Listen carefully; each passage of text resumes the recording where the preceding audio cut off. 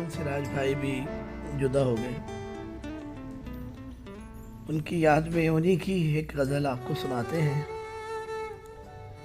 क्या कहेगा कभी मिलने भी अगर आएगा वो, क्या कहेगा कभी मिलने भी अगर आएगा वो, अब वफादारी की कसमें तो नहीं खाएगा वो, अब वफादारी की कसमें तो नहीं खाएगा वो।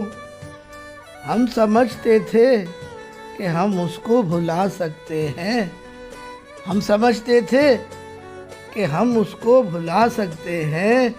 वो समझता था हमें भूल नहीं पाएगा वो समझता था हमें भूल नहीं पाएगा वो। कितना सोचा था पर इतना तो नहीं सोचा था, कितना सोचा था पर इतना तो नहीं सोचा था।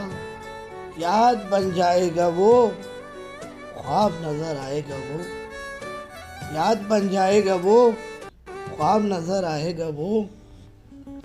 सबके होते हुए एक रोज वो तन्हा होगा, सबके होते हुए एक रोज वो तन्हा होगा, फिर वो ढूंढेगा हमें और नहीं पाएगा वो, फिर वो ढूंढेगा हमें और नहीं पाएगा वो।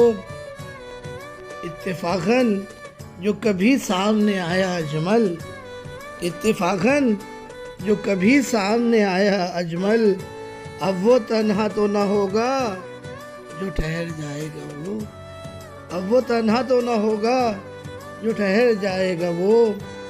क्या कहेगा कभी मिलने भी अगर आएगा वो।